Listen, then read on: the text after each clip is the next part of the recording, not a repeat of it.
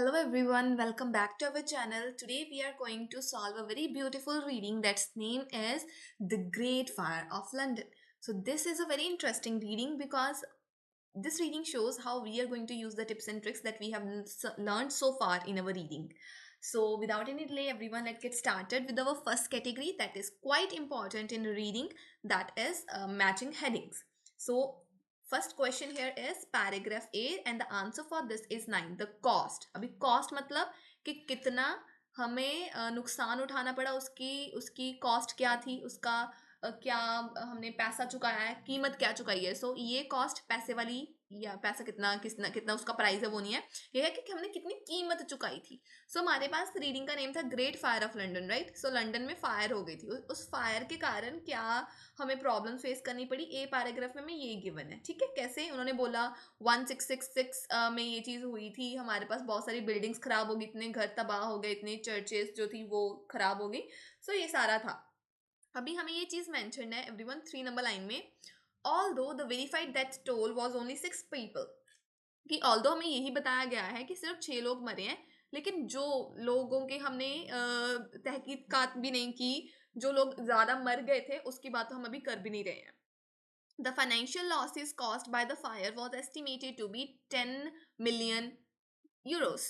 So यहाँ पर हमें ये क्या चीज़ मेंशन है कि जो फाइनेंशियल लॉसेस थे, दैट मीन्स कि कितने पैसे की हमारे पास कितनी खराबी हुई थी, वो थी 10 मिलियन.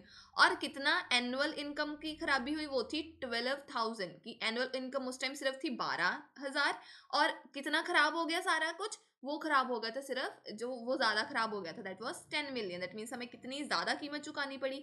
हम फाइनेंशियली इतना ज़्यादा खराब हो गए, हमारे घर तबाह हो गए, जानें चली गई. सो ये हमारे अलग अलग जो डिफरेंट कॉस्ट थी वो हमें ऑलरेडी गिवन थी. सो ए पैराग्राफ में यहाँ से हमारा आंसर आ गया, that is the cost. Paragraph B, that is option number 3, how it started, कि जो फायर थी वो स्टार्ट ही कैसे हुई. बी पैराग्राफ में मूव करते हैं जी.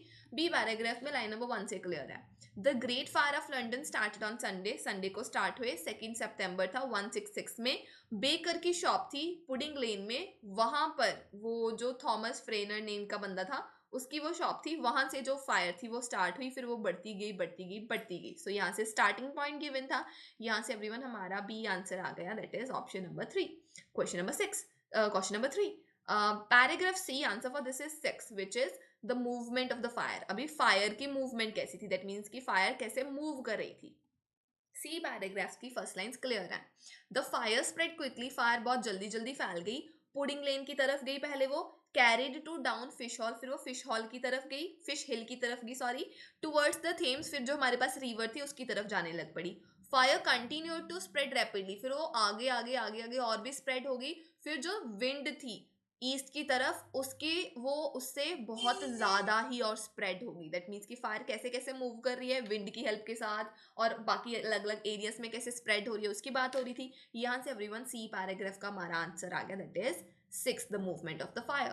Question number 4, paragraph D answer इसका जी 1 is the vulnerable buildings. Everyone, अभी वल्नरेबल का मीनिंग क्या होता है, जो चीज़ रिस्क पर हो, जो चीज़ जल्दी खराब हो जाए, सो उसको बोलते हैं हम वल्नरेबल. अभी हमारे पास पैराग्राफ डी में हम मूव करते हैं लाइन नंबर 1 में. Buildings were made of timber, buildings जो थी वो वुड की बनी हुई थी.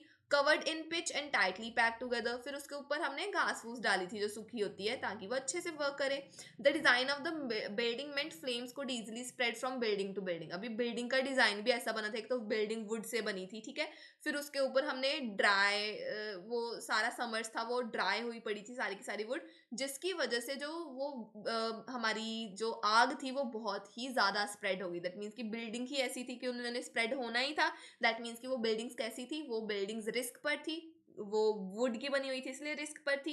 यहाँ से हमारा आंसर आ गया, क्योंकि ये बिल्डिंग्स के बारे में सारा पैराग्राफ था. सो यहाँ से हमारा आंसर आ गया 1, that is vulnerable buildings. Let's move to question number 5, paragraph E answer for that is 8, extinguishing the fire. अभी एक्सटिंग्विशिंग का मतलब क्या होता है, बुझाना. सो फायर को हमने कैसे बुझाया. फिर ई पैराग्राफ में हमें मूव करना पड़ेगा एवरीवन. ई पैराग्राफ में लास्ट 2 लाइंस में वैसे तो ये क्लियर है. The hope was that by doing this they would create a space to stop the fire. उन्होंने क्या किया, उन्होंने सोचा कि हम जो बीच में घर है ना उनको गिरा देते हैं ताकि जो फायर है ना उसका कनेक्शन टूट जाए. सो उन्होंने ये सोचा कि क्या पता बीच में अगर स्पेस हो गई तो फायर स्टॉप हो जाएगी, घर से घर स्प्रेड होना। The navy carried out the request, navy ने ये सारा काम किया। एंड बाय द मॉर्निंग, जो नेक्स्ट मॉर्निंग आई, तब क्या हुआ, जो फाइनली फायर थी वो रुक गई थी, क्योंकि उन्होंने जो रास्ते में थोड़े से घर थे उनको गिरा दिया था। सो इन्होंने क्या किया, फायर को स्टॉप किया, दैट मीन्स फायर को एक्सटिंग्विश किया। यहाँ से एवरीवन हमारा ई का आंसर आ गया, that is option 8। Let's move to question number 6। Paragraph F, answer for this is 10। A new London, अभी सब कुछ तो खराब हो गया, अभी नया ही लंदन बनना है ना। सो एफ पैराग्राफ में ये था कि हमने लंदन में कैसे दोबारा रिकंस्ट्रक्शन हुई थी। एफ पैराग्राफ में मूव कीजिए। London had to be almost totally reconstructed, London को सारा का सारा दोबारा बनाना पड़ा।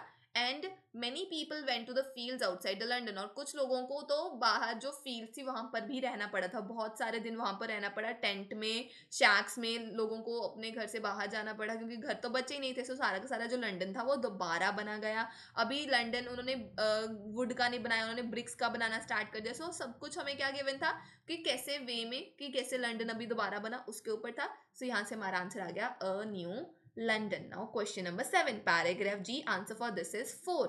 A positive from ashes, अभी ashes मतलब जो ये सारा जल गया उसमें जो अभी स्वाह बची, राइट। सो वहां से वो बोल रहे हैं कि एशेस में से अभी हमें कोई चीज पॉजिटिव मिल रही है। जी पैराग्राफ में अगर हम जाएं, वहां पर लिखा था फर्स्ट लाइन में कि पहले के टाइम में, उस टाइम में हमारे पास फायर ब्रिगेड तो है ही नहीं थी, आग बुझाने वाली चीज तो कोई है ही नहीं थी। सो फायर फाइटिंग बहुत ही बेसिक सी थी, बस हम बकेट्स लेकर आते थे, बाल्टियों में पानी भरते थे और फायर को सॉल्व करने की कोशिश कर रहे थे।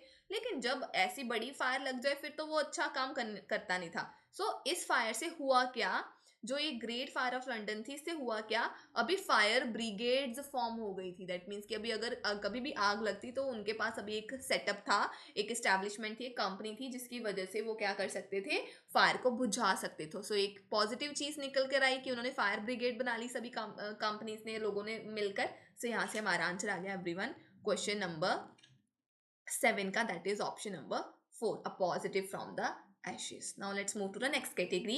हमारे पास है कि क्वेश्चन है, हमने उसमें से 4 ऑप्शंस को चूज करना है। What 4 of the following were the effects of the Great Fire of London? इसमें से कौन से 4 इफेक्ट थे जो ग्रेट फायर ऑफ लंदन की वजह से हुए थे? Options are, option A, only 6 people died officially, जो से थे 6 लोग मर गए थे। Option C, some people had to live rough in fields for years following the fire, कुछ लोगों को बहुत सारे साल सिर्फ फील्ड्स में ही रहना पड़ा। Option E, disease spread more quickly, disease बहुत ज़्यादा स्प्रेड हो गई थी। Option G, fire fighting services were launch, उसके बाद वो फायर के बाद फायर फाइटिंग जो सर्विसेज थी वो लॉन्च हुई थी। हमने ये तो पढ़ा था ना कि 6 लोग मर गए थे, ए पैराग्राफ में पढ़ा।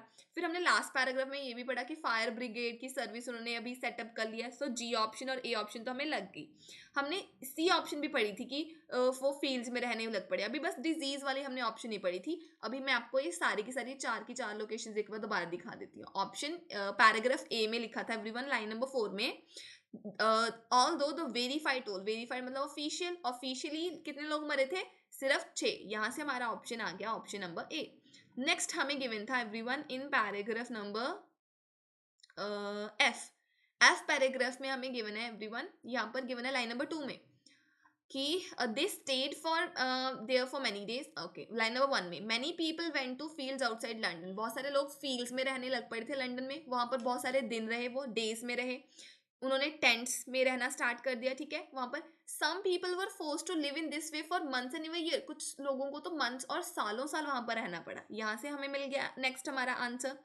ओके, सो इसी पैराग्राफ में एवरीवन लास्ट लाइंस में हमें गिवन है, लास्ट थर्ड लाइन में, initially have only temporary buildings were erected and that were ill equipped, कि क्या थी, टेम्पररी हमने बिल्डिंग्स बनाई और वो भी बहुत ही खराब वे में बनाई थी। दिस इनेबल्ड द प्लाग, इसकी वजह से डिजीज स्प्रेड होगी, प्लाग का मतलब होता है डिजीज, तो यहाँ से डिजीज स्प्रेड हो गई। सो यहाँ से हमें डिजीज वाला आंसर मिल गया। जी पैराग्राफ में तो हमें ऑलरेडी 3 नंबर लाइन में लिखा था कि हमने अभी फायर ब्रिगेड्स फॉर्म कर ली, दैट मीन्स कि फायर फाइटिंग जो हमारे पास अभी स्कीम थी वो सेटअप हो गई थी। सो यहाँ से हमारे 8 से लेकर 11 तक 4 के 4 आंसर्स आ गए। नाउ लास्ट 2 क्वेश्चंस, यहाँ पर क्या है, हमने ब्लैंक्स को फिल करना है। Question number 12 is, one measure to prevent further fires was to ensure that London house would have dash facades in future. एक तरीका कि हम फायर को रोक सकें वो क्या था कि लंदन के अभी जो हाउसेज है वो किसी चीज से बने फ्यूचर में। आंसर इज ब्रिक, वो ब्रिक से बने, पहले वो वुड से बनते थे, अभी वो ब्रिक से बनने लग पड़े। अभी इसकी बात हुई है एवरीवन एफ पैराग्राफ में। एफ पैराग्राफ की नीचे से fifth line, houses now had to be faced, यहाँ पर फेस लिखा है, वहां पर लिखा है facade, in brick instead of wood. अभी घर कैसे बनने थे? घर बनने थे जी ब्रिक्स के साथ। यहां से हमारा 12th का आंसर आ गया। क्वेश्चन नंबर 13 नाउ, पीपल को डिफ्रेंशिएट द फायर ब्रिगेड्स, लोग फायर ब्रिगेड्स में डिफरेंस बता सकते थे फ्रॉम डिफरेंट इंश्योरेंस कंपनी, जो अलग अलग इंश्योरेंस कंपनी का था, बाय देयर डैश, उनकी किसी चीज से, उनकी यूनिफॉर्म से वो बता सकते थे ये अलग अलग फायर ब्रिगेड से। आंसर इसका ब्राइटली कलर्ड यूनिफॉर्म्स भी आ सकता है, कलर्ड यूनिफॉर्म्स भी आ सकते हैं, अकेला यूनिफॉर्म्स भी आ सकते हैं। एवरीवन, इसकी लोकेशन आपको लास्ट वाले पैराग्राफ में मिलनी है, उसकी लास्ट लाइंस में, लास्ट थर्ड लाइन में। ऑल्सो फायर फाइटर्स वोर ब्राइटली कलर्ड यूनिफॉर्म्स, उन्होंने बहुत ही ज्यादा चमकीले कलर्स की यूनिफॉर्म डाली थी टू डिस्टिंग्विश देमसेल्व्स, ताकि वो अपने आप को डिफरेंट बता सकें। सो यहाँ से एवरीवन हमारा आंसर आ गया brightly coloured uniforms. Let's move to the second passage now. Second passage is a new thread to Yellowstone. So the first question category that we have here is कि कौन से इंसान ने कौन सी बात की हुई है। सो हमने हर एक इंसान के जो इनिशियल लेटर्स है ना, सिर्फ उनको ही लिखना है कि कौन से इंसान ने कौन सी बात किया है। सबसे पहले तो हमने ये जो सारे के सारे इंसान हमें गिवन है, हमने इन सभी को सर्कल कर लेना है, फिर जैसे जैसे वो मिले जाएंगे वैसे वैसे अपने क्वेश्चंस को सॉल्व कर लेंगे। अभी हमारे पास जो क्वेश्चन है वो 14 है, वो क्या है? So 14th is the Yellowstone volcano is on its dying super volcano cycle। कि जो येलोस्टोन वॉल्केनो है, वॉल्केनो एवरीवन मतलब होता है ज्वालामुखी, ज्वालामुखी का नेम है येलोस्टोन। येलोस्टोन जो वॉल्केनो है वो अभी डाइंग स्टेज में है, दैट मीन्स कि वो अभी खत्म ही होने वाला है। ये किसने बोला? ये बोला था एएच ने। एएच कौन है हमारे पास? एंड्रिया हॉलर। एंड्रिया हॉलर की बात एवरीवन लेट्स सी कहाँ पर हुई थी। ओके, एंड्रिया की बात एवरीवन हमें मिल रही है in paragraph many independent reports वाले पैराग्राफ में 3 नंबर लाइन में यहाँ पर गिवन है Andrea Heller explains that the state of Yellowstone super volcano, उसने उसके स्टेट के बारे में बताया।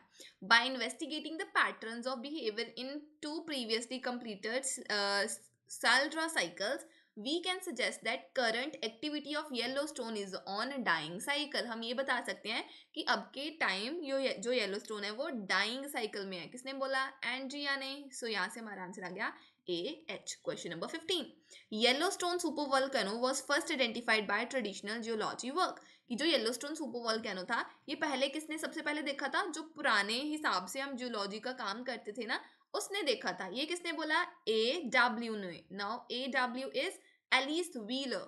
इसकी लोकेशन आपको फर्स्ट में मिलेगी। पैराग्राफ नंबर जो 2 है उसमें मूव कीजिए।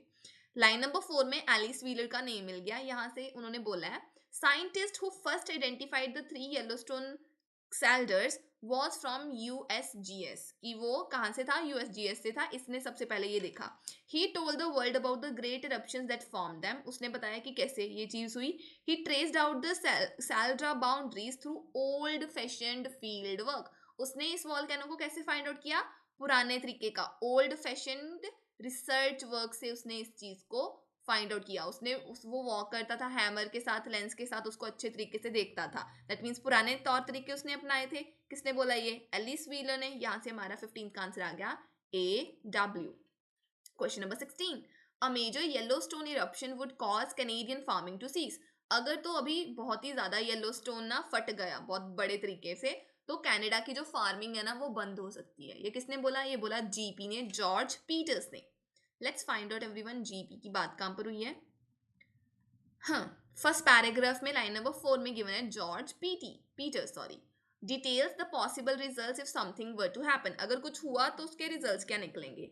अ मेजर इरप्शन, अगर तो बहुत ही बड़ी वो ज्वालामुखी फट गया, would obliterate the surroundings with in a radius of hundreds of kilometres. तो जो हमारे 100 किलोमीटर्स हैं वो सारे के सारे उससे तबाह हो जाएंगी।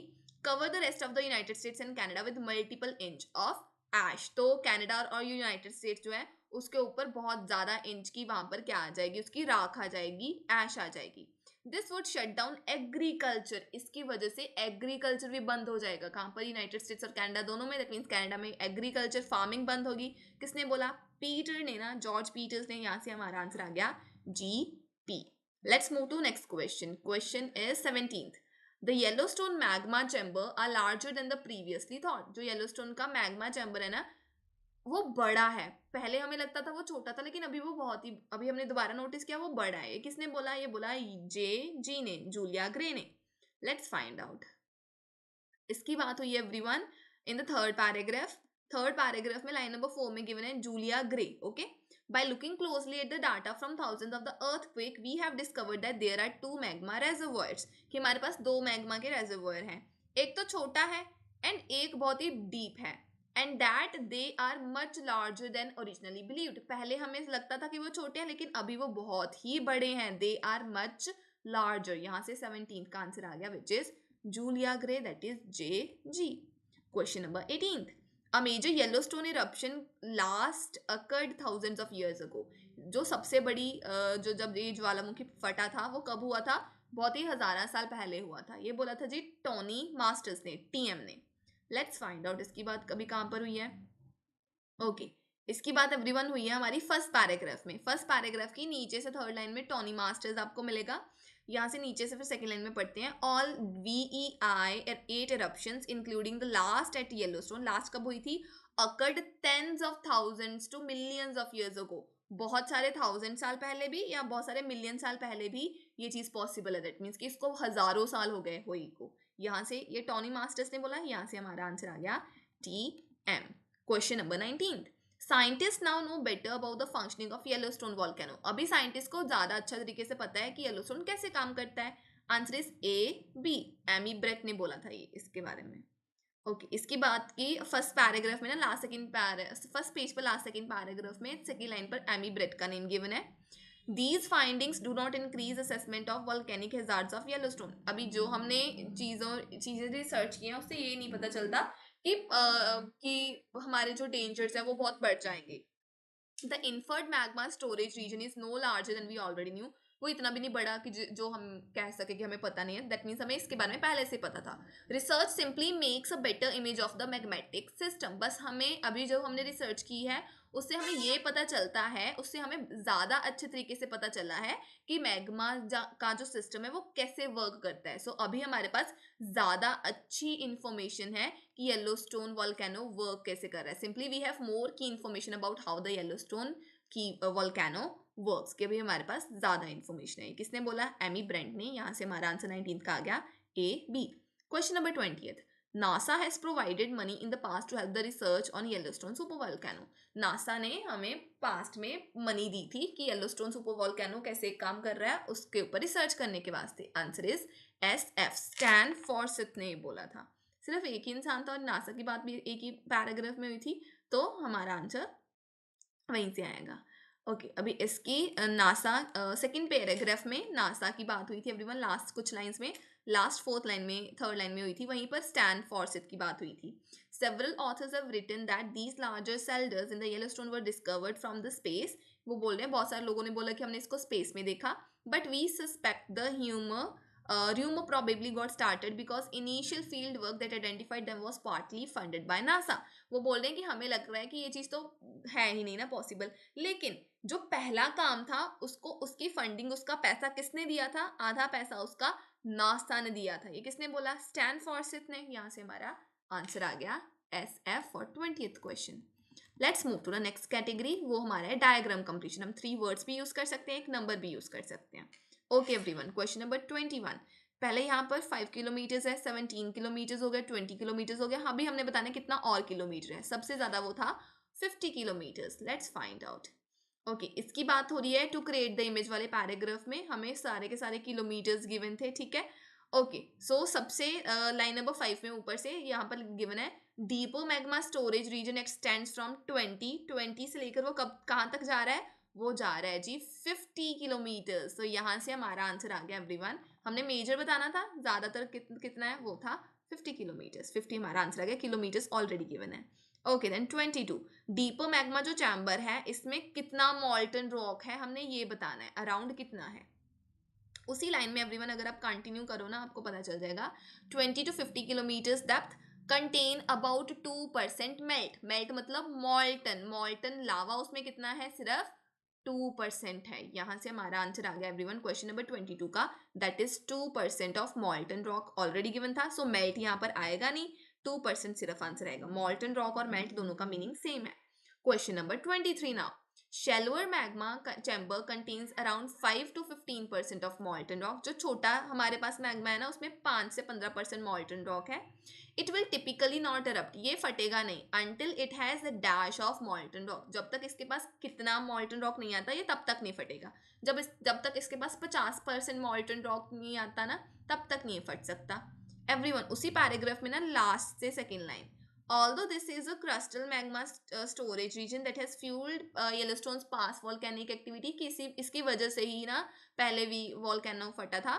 Magma typically does not erupt. वो तब तक नहीं फटेगा unless it has greater than 50% melt. जब तक इसके पास 50% molten lava नहीं है तब तक ये फटेगा नहीं, erupt नहीं होएगा. So यहाँ से हमारा आंसर आ गया 23 का, that is 50%. Okay, let's move to the next category now. अभी हमारे पास है जी MCQs. Question number 24. Images of magma chamber can be made. हम इमेजेस बना सकते हैं मैग्मा चैम्बर की. कैसे? Because of the different speed that seismic wave travel through different states of rock. हम इसलिए बना सकते हैं क्योंकि जो वेव्स है ना अलग अलग जो रॉक्स की स्टेट्स हैं. अभी रॉक्स की स्टेट क्या हो सकती है? एक तो रॉक हार्ड होएगी, एक वो लिक्विड बन जाएगी, मॉल्टन हो जाएगी, राइट. एक सो ये डिफरेंट डिफरेंट जो स्टेट्स है ना उसमें डिफरेंट स्पीड होती है. इसकी वजह से हमारे पास इमेज जो है वो बन सकती है. Let's find out everyone. इसकी बात हमें कहाँ पर गिवन है? ओके, सो इसकी लोकेशन हमें गिवन है in the paragraph to create the image वाला. वहाँ क्योंकि क्वेश्चन भी हमारा इमेज के ऊपर था.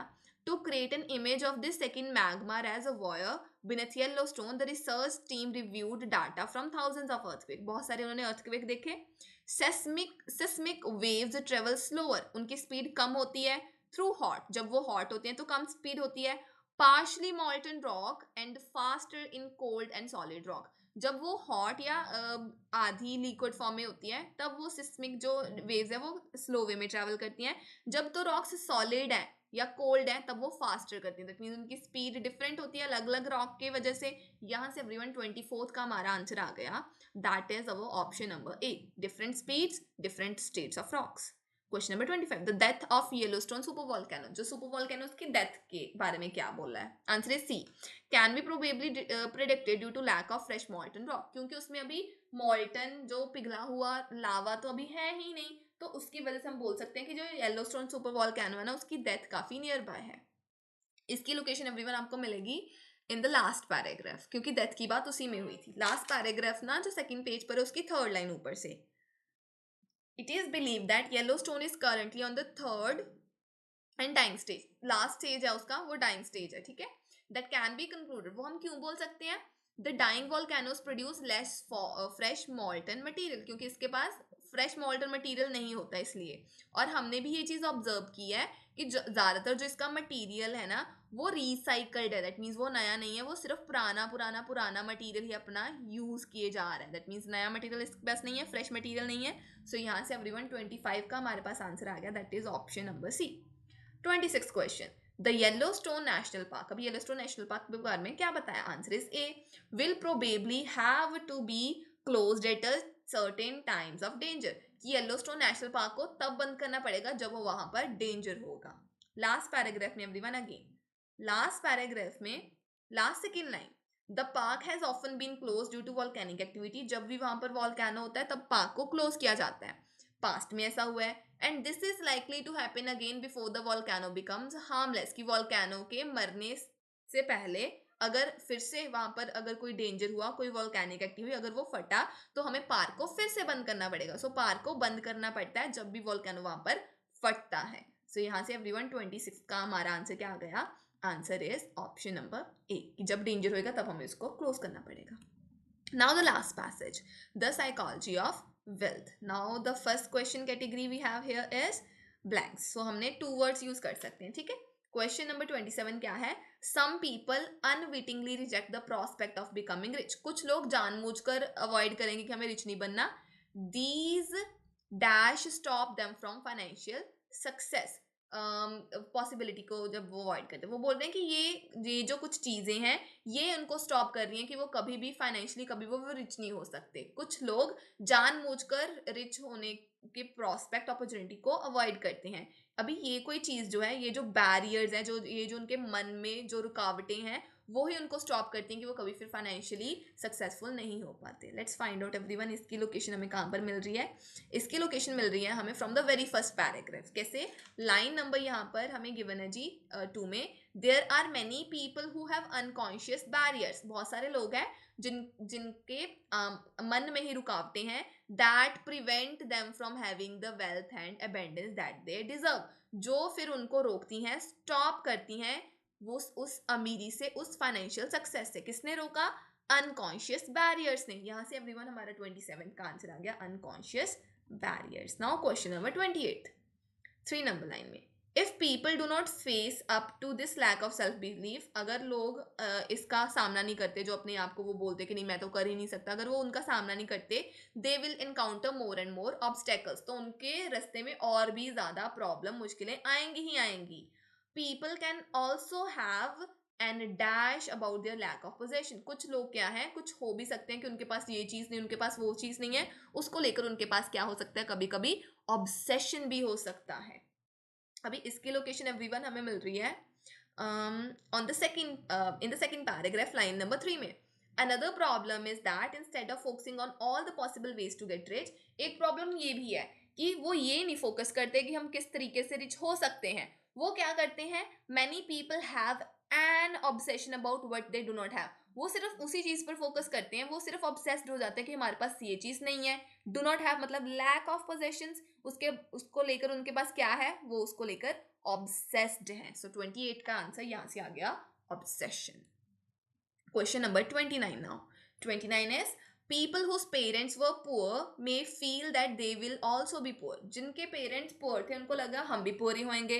अ dash who is always negative about a child prospect may also be eventually believed. वो बोल रहे हैं अगर कोई इंसान, हमने बताना है कौन सा इंसान, अपने बच्चे को लेकर हमेशा नेगेटिव है, तो वो बच्चा इवेंचुअली वो ही बिलीव करने लग पड़ेगा कि हाँ मैं सच्ची में इस चीज में बुरा हूँ. Answer is parent. एक पेरेंट जिसको लगता है कि हाँ उसका बच्चा किसी चीज में बुरा है, तो वो बच्चा भी ऐसे ही मानने लग पड़ेगा. एवरीवन, थर्ड नंबर पैराग्राफ में लाइन नंबर लास्ट सेकंड में. Alternatively the person might have had a parent. एक इंसान के पास, एक बच्चे के पास एक ऐसा पेरेंट हो सकता है, tell them over and over again that they will never be successful. जो उनको बार बार बोलेगा कि वो सक्सेसफुल नहीं हो सकते, वो सक्सेसफुल नहीं हो सकते. Eventually they begin to believe it. और फिर वो बच्चे ऐसे ही बिलीव करने लग पड़ते हैं. अभी किसने बोला, ये उनके पेरेंट ने बोला ना. सो यहाँ से 29 का आंसर आ गया, that is parent. Let's move to next category, वो है हमारे पास yes no not given. Question number 38. A person can develop unhelpful imprint about money when a child. वो बोलते हैं कि एक बच्चा, एक इंसान जब वो बच्चा होता है तो उसके मन में कुछ खराब नेगेटिव चीजें बन सकती हैं मनी को लेकर. जब वो बच्चा था तब उनके मन में मनी को लेकर खराब जो चीजें हैं, दिमाग में खराब ख्याल हैं, वो बन सकते हैं. आंसर इज यस, ऐसा हो सकता है. एवरीवन, इसकी लोकेशन हमें मिल रही है on the first page, paragraph number I think 1 2 3 fourth paragraph में everyone. It is first line से, it is very common for children to unconsciously form limiting belief मतलब वही ना हमारे जो unhelpful imprints थे. So ऐसा हो सकता है कि बच्चा वो खुद नहीं कर रहा, उसके मन में खुद ब खुद बन गया, अनकॉन्शियसली उसके अंदर रोकने वाले बिलीव्स हैं, गलत बिलीफ, गलत उसके अंदर दिमाग के अंदर चीजें बन गई हैं about money at an early age मतलब चाइल्डहुड. बचपन में ही मनी को लेकर उसके मन में खराब ख्याल बन जाते हैं बच्चों के मन में. सो यहाँ से एवरीवन 38 का आंसर आ गया, that is yes. Now let's move to question number 31. Although important, no doubt ये चीज बहुत ही हमारे लिए इंपॉर्टेंट हो सकती है. Belief is not a key part of whether someone can become financially successful.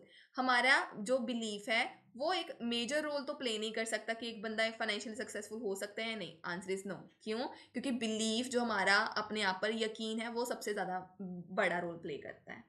Everyone, इसकी लोकेशन आपको नेक्स्ट पैराग्राफ की फर्स्ट लाइन से है. The primary and fundamental psychological difference between those who do well financially and those who do not revolves around belief. कि सबसे बड़ा primary, सबसे पहला और सबसे इम्पॉर्टेंट डिफरेंस यही है कि जो बंदे रिच हैं और जो बंदे नहीं हैं वो किसके ऊपर डिपेंड करता है, वो उनके बिलीव्स के ऊपर डिपेंड करता है. दैट मीन्स बिलीव्स बहुत इंपॉर्टेंट है. क्वेश्चन में बोले नहीं बिलीव्स का इतना मेजर रोल नहीं है. सो यहाँ से हमारा आंसर कॉन्ट्रडिक्ट करके आ गया no. Question number 32, those people stuck in a monthly routine are more likely to try something different. वो लोग बोल रहे हैं कि जो लोग एक मंथली रूटीन फॉलो कर like let's say 9 to 5 job कर रहे हैं, राइट, वो मंथली रूटीन है ना उनकी, जो लोग मंथली रूटीन कर रहे हैं वो ज्यादा उनके पास पॉसिबिलिटी है कि वो किसी नई चीज को ट्राई करे। आंसर इज नो, वो किसी नई चीज को ट्राई करते ही नहीं है। इसकी लोकेशन एवरीवन आपको मिलेगी नेक्स्ट पेज पर, जो हमारे पास पैराग्राफ है। There is written in the first line, they will nearly always get stuck in a monthly routine, कि लोग क्या है अपनी मंथली रूटीन में ही फंसे रहते हैं, so that they are unwilling to take risk और ट्राई समथिंग डिफरेंट। वो फिर क्या है, अनविलिंग है, वो चाहते ही नहीं है कुछ नया ट्राई करना। दैट मीन्स वो ट्राई नहीं करेंगे कुछ डिफरेंट, कुछ न्यू ट्राई नहीं करेंगे। क्वेश्चन में लिखा नहीं वो ट्राई करेंगे, अरे वो तो ऑपोजिट हो गया ना, सो यहाँ से हमारा आंसर आ गया नो।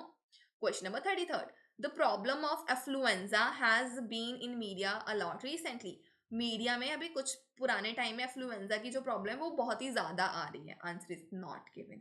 एफ्लुएंजा की बात हुई है एवरीवन, मीडिया की बात हुई है, लेकिन ये बात कि मीडिया में वो प्रॉब्लम बहुत ज्यादा आ रही है ना, इसकी बात नहीं है। कैसे, अगर आप रीड करो यहाँ से, यहाँ पर एफ्लुएंजा की बात हो रही है, ठीक है, यहाँ पर भी एफ्लुएंजा की बात हो रही है, लेकिन मीडिया कहाँ है यहाँ पर, कि मीडिया में हम वो चीज को शो कर रहे हैं, उसकी बात नहीं हुई, तो यहाँ से हमारा आंसर बन गया not given.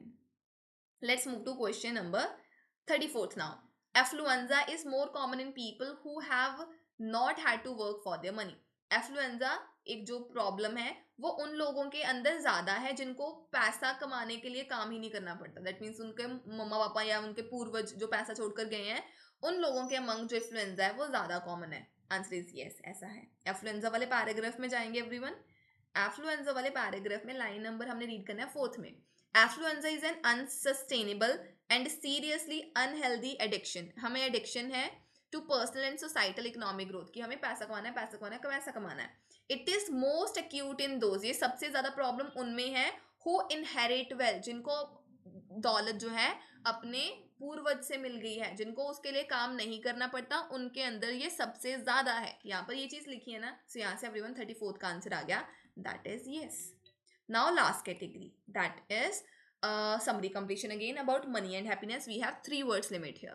Dash means people are not happier with health beyond a certain amount. कि कोई चीज़ है वो हमें बता रही है कि जब लोगों के पास किसी हद से ज़्यादा पैसा आ जाए ना, वो खुश नहीं रह पाते। Answer is diminishing returns. Diminishing returns का मीनिंग ये है कि जब हद से ज़्यादा पैसा आ जाए तो लोग हैप्पी नहीं होते। ये सेकंड पेज पर जो लास्ट 3rd पैराग्राफ है ना, वहां पर गिवन है, can money make people happy, क्या मनी से लोग हैप्पी हो सकते हैं? रिसर्च ये शो कर रही है that it does to a point, कि कुछ हद तक हमें वो हैप्पी करेगी। आफ्टर विच, अगर वो हद हमने पार कर दी, दैट मीन्स हमें अगर हद से ज़्यादा पैसा आ गया है, which there are diminishing returns, अगर हद से ज़्यादा पैसा आ जाए तो डिमिनिशिंग रिटर्न्स होंगे। जो एक्सट्रीमली वेल्दी हैं फिर वो भी हैप्पी नहीं हो पाते और वो कंफर्टेबल भी नहीं हो पाते। कंफर्टेबली जो हैप्पी जो जिनके पास ठीक ठाक पैसा है वो बहुत हैप्पी हैं, लेकिन जिनके पास ज़्यादा ही पैसा है वो हैप्पी नहीं है। किससे पता चला? डिमिनिशिंग रिटर्न से। सो यहाँ से अपने 135 का आंसर आ गया, that is diminishing returns.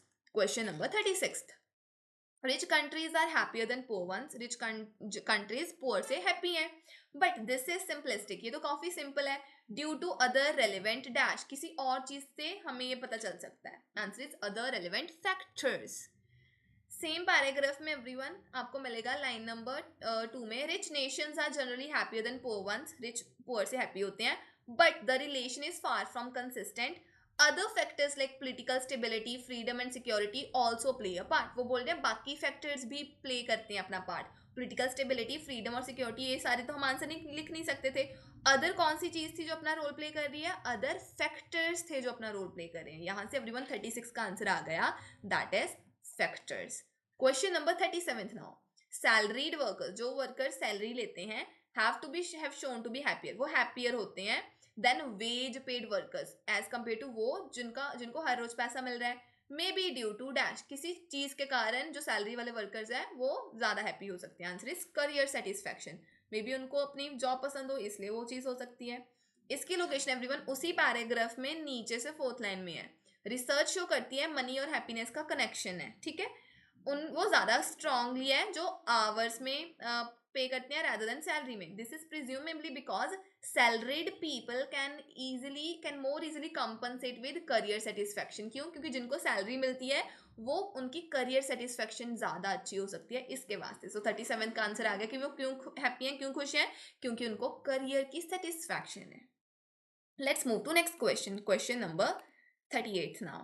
38th question is rich people also sometimes do not enjoy life's dash. जिंदगी की कोई चीज को रिच पीपल वो भी नहीं एंजॉय कर सकते। Answer is simple things. जिंदगी की छोटी छोटी चीजों को भी वो एंजॉय नहीं कर पाते जो रिच इंसान होते हैं। एवरीवन, थर्ड पैराग्राफ में last second line, money can also impair the ability to enjoy simple things in life. जिंदगी की सिंपल थिंग्स को भी हम एंजॉय नहीं कर पाते हैं जब हमारे पास बहुत ज्यादा पैसा आ जाता है। सो 38 का आंसर आ गया simple things. Now question number 39, that is money can also relate to how people approach doing things. कि मनी ऑल्सो रिलेट करती है कि लोग अपना काम कैसे करते हैं। And dash have proved it, और किसी चीज ने उनको प्रूव किया है। आंसर इज एक्सपेरिमेंट्स ने इसको प्रूव किया है, या फिर कॉग्निटिव डिसोनेंस एक्सपेरिमेंट्स ने उसको प्रूव किया है। Let's move everyone. जो लास्ट सेकंड पेज है ना, सॉरी लास्ट सेकंड पैराग्राफ है, उसमें आपको ये चीज मिलेगी। लास्ट सेकंड पैराग्राफ की लाइन नंबर 2 में गिवन है कॉग्निटिव डिसोनेंस एक्सपेरिमेंट्स शो। ये दो एक्सपेरिमेंट्स है, इन्होंने शो किया है that paying people directly amount of money for their work result in them enjoying it less. अगर हम लोगों को बहुत ही ज्यादा पैसा दे देंगे तो अपने काम को वो कम एंजॉय करेंगे। किसने शो किया है? एक्सपेरिमेंट्स ने शो किया है। यहां से आ गया cognitive dissonance experiments. Now last question, the complex relationship between a dash and enjoyment of work has been proved. वो बोल रहे हैं कि रिलेशनशिप है किसी चीज में और जैसे हम अपने काम को एंजॉय करते हैं उसमें। लेट्स फाइंड आउट एंजॉयमेंट और किस चीज में रिलेशनशिप है। सेम लास्ट सेकंड पैराग्राफ में रीड करेंगे। लास्ट सेकंड लाइन में, the capacity for monetary reward to undermine a person's intrinsic pleasure. Now pleasure is happiness. Happiness मतलब उनके वर्क की परफॉर्मेंस, दैट मीन्स कि उनको उनका काम, उनकी इंजॉयमेंट, उनको हैप्पीनेस मिली अपने काम से या नहीं, उसके बीच में। और जो मोनेटरी रिवॉर्ड्स है उसके बीच में क्या है? एक कैपेसिटी है, एक लिंक है। सो हमारा लिंक किसमें शो होया? मॉनेटरी रिवॉर्ड्स में, प्लस जो प्लेजर था, जो हमें खुशी मिली अपने काम से, उससे। सो 40th का answer from here is rewards और monetary reward. Everyone, this is end of our reading explanation. I hope ये सारी रीडिंग आपको ईजिली समझ आ गई हो। अगर आपको ये वीडियो अच्छी लगी हो तो आप हमारे चैनल को शेयर कीजिए, सब्सक्राइब कीजिए और इस वीडियो को लाइक कर दीजिए। Thank you everyone.